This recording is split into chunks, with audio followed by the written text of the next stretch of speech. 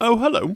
Today you join us for another episode of the irregular Kill Team Shower Thoughts series. And we're going to be thinking about what the Season 3 terrain for Kill Team is going to do. Now, I know what some of you are thinking. Phil, you've already done this video. And, I have done a speculation video about the terrain. And I did do that video, and I concluded with this image here from excellent film, Apocalypse Now.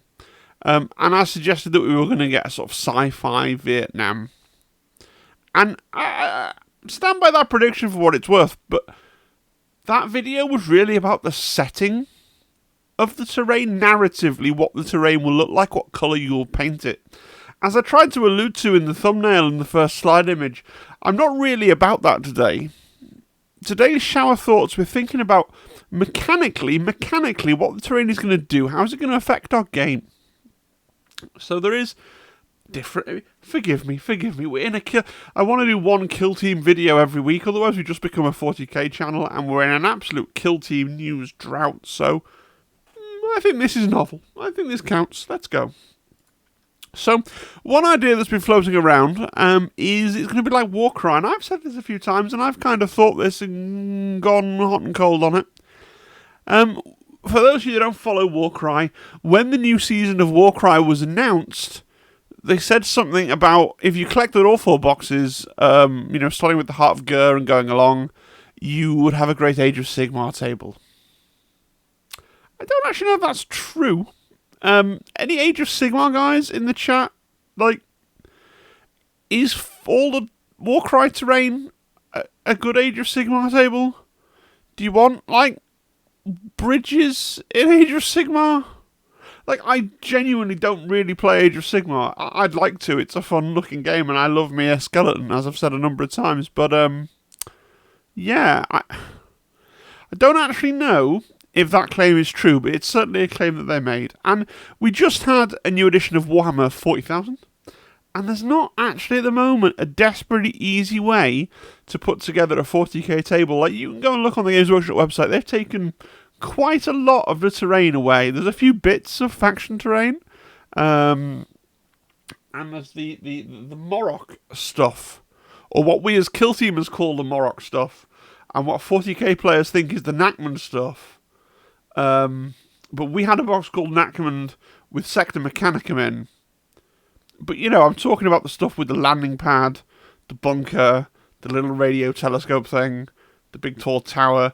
You can buy that for 40k quite easily, but that's your lot. There's not really there's one little set of ruins, and there's one little thing for a town, and there's a forest, and I think there's one building, an AdMech building of some kind, and there's a thing with that I think was the faction terrain for the knights. There's a couple of weird bits.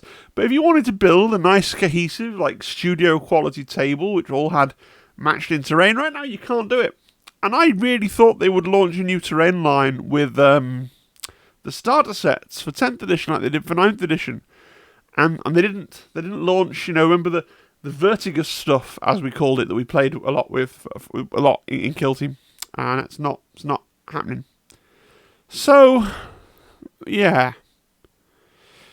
Maybe we'll see some sort of cohesive themed set, including corner ruins. Just 4 boxes of stuff that works for Kill Team and would work well in 40k. I think that would certainly be popular with me. There's a problem with that. Right, there is a problem with that. And the problem with that is these guys. Okay? So this is a still from Warhammer Fest. And Eddie, that's the guy on the right of your screen, during the Q&A, now this isn't on the video, so I can't go and get you the exact quote, but during the Q&A, he said something like, Season 3 will involve a new spin on Kill Team, the same way Season 2 did.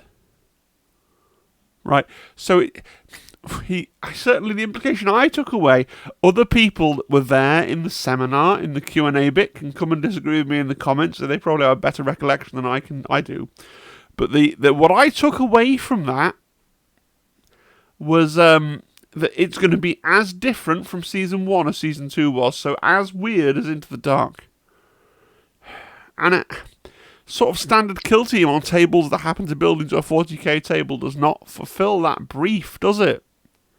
It will be a return to Season 1. Now, one thing I've floated in the past that maybe, just maybe, they might choose to do is to give us fixed maps.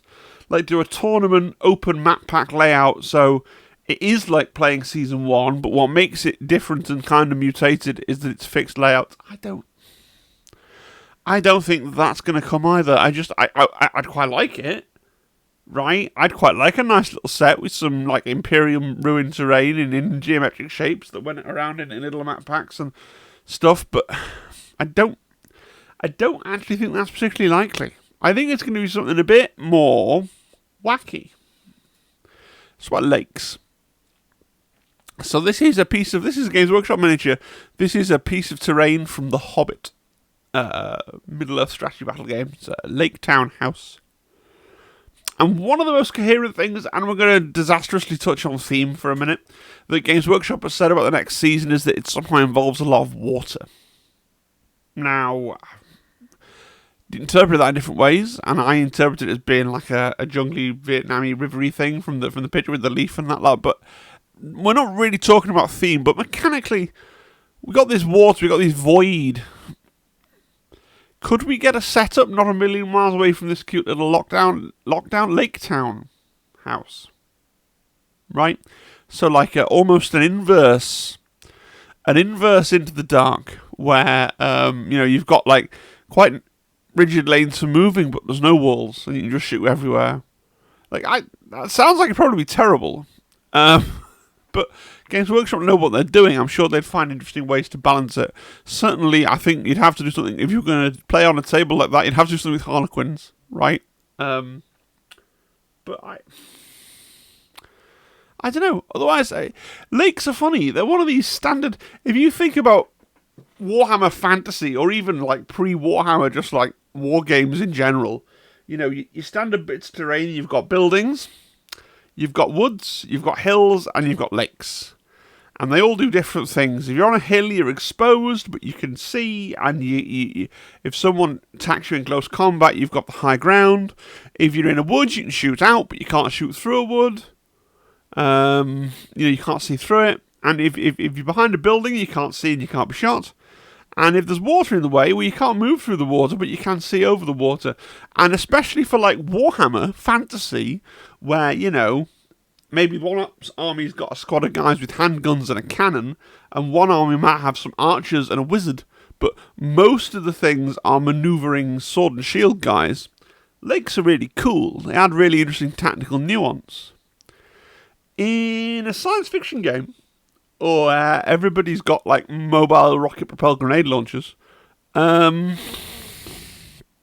does that work? How does water work? How does water produce a fun game where we don't just get shot off the table? I don't know.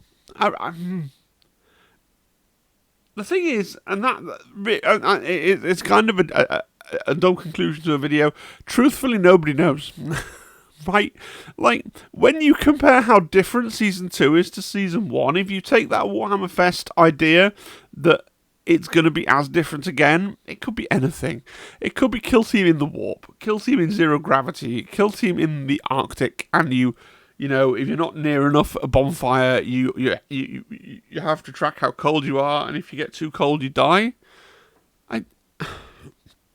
You could just spitball random mechanical changes they could make to Kill Team, and eventually you might hit on the right thing. But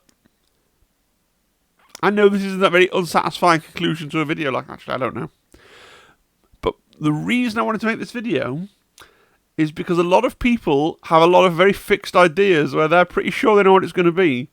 And I've talked to a lot of people with very fixed ideas, with very different, very fixed ideas, so there will be some disappointed people out there when Season 3's terrain is shown off, right? Or not necessarily disappointed. I think some of the people are kind of grimly predicting, it's going to be this and it's going to suck. So they'll be pleasantly surprised to be wrong, I suppose. But Season 3, mechanically, what's the terrain going to do? To sum up, look, what do I want? I probably want it to be some kind of terrain that will build into a 40k table and that otherwise gets back to normal kill team. Like, if I was picking, that's probably what I'd pick. Maybe with the fixed layouts thing, right? I don't think we'll get that. I don't feel like that's what we're getting. I feel like we're going to get something wacky. You know? The really competitive players are going to hate. And it's going to have to. It's going to try and outdo Into the Dark in terms of how much it changes up the game, and it's going to. They're going to want to really tip over the meta. I think, and maybe it'll be awesome. If you've got thoughts, I'm fishing. If you've got thoughts, give me your thoughts down below. You know, if you like the video, I know it's a shorter one today, but if you like the video, like it, subscribe, join the Discord, consider channel membership, you know, all those things. And hopefully, life permitting, I'll see you on Tuesday for a live stream. All right, have a great evening, guys. Cheerio. Bye-bye.